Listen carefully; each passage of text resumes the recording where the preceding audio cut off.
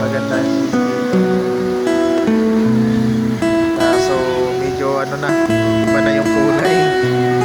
So, sobrang dami pa naman naliligo.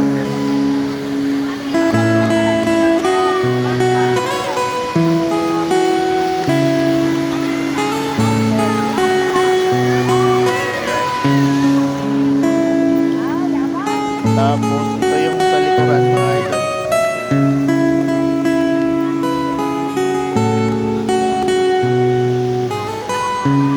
Tapos doon sa ano, maganda doon kasi dami naliligo.